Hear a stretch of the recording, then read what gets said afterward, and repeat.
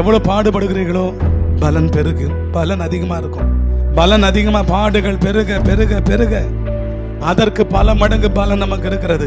பிரச்சனை அதிகமாக அதிகமாக, துன்பங்கள் அதிகமாக அதிகமாக, கிறிஸ்துவின் நிமித்தம், அல்லேலூயா, ஆண்டவரை ஏற்றுக்கொண்டது நிமித்தம், ஒருவேளை குடும்ப சூழ்நிலை கஷ்டமோ கடந்தோலை வேதனையோ எவ்வளவு பாடுகளை அனுபவிக்கிறீர்களோ, ஆனா அதுல கர்த்தருக்காக நீங்க உண்மையா நிற்கும் போது உபத்திரவமோ பாடுகளோ கஷ்டமோ இல்லாத பொல்லாத காரியத்தை உங்க மேல் சொல்கிறார்களோ, நீங்க பயப்பட தேவையில்லை. கர்த்தர் அதற்கு பதிலாக, பாடுகளுக்கு பதிலாக பலனை வைத்திருக்கிறார். அல்லேலூயா.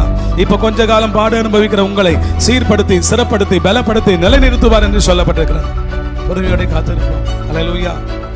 இயேசு 33 வருஷம் பாடுபட்டார். 3 வருஷம் ரொம்பவே பாடுபட்டார் ஊழியத்துல. ஆனா எவ்வளவு பாடுபட்டாரோ அதற்கு பதில பூமியில் உலகத்தில் இருக்கிற வானோர் பூதலத்தோர் எல்லாருடைய முழங்கால்களும் ஆண்டுக்கு முன்னாக முடங்கும்படி தேவன் அவருக்கு கனத்தை கொடுத்தார்.